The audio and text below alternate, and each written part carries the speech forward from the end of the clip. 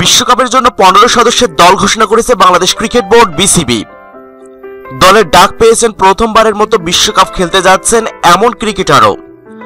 মাশরাফি মুর্তজার নেতৃত্বে এটি বাংলাদেশের দ্বিতীয় বিশ্বকাপ।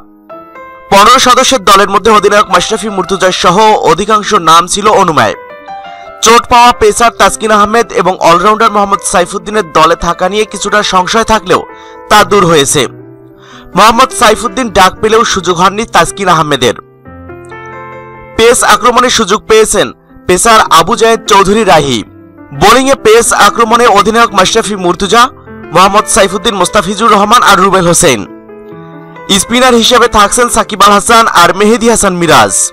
এছাড়াও প্রিমিয়ার লিগে দুর্দান্ত পারফর্ম করা মোসাদ্দেক হোসেন সৈকত আছেন বাংলাদেশের বিশ্বকাপ স্কোয়াডে। এবার চলুন জেনে নেই বিশ্বকাপের জন্য বাংলাদেশের 15 সদস্যের স্কোয়াডে কারা কারা জায়গা পেয়েছেন। মাশরাফি মুর্তজা, তামিম ইকবাল, সৌম্য সরকার, লিটন দাস, সাকিব আল হাসান, মোহাম্মদ মিঠুন, মুশফিকুর রহিম, সাব্বির রহমান রুম্মন, মোসাদ্দেক হোসেন সৈকত, মাহমুদুল্লাহ রিয়াদ, মেহেদী হাসান মিরাজ, মোস্তাফিজুর রহমান, মোহাম্মদ সাইফুদ্দিন, রুবেল হোসেন এবং আবু জায়েদ চৌধুরী রাহি।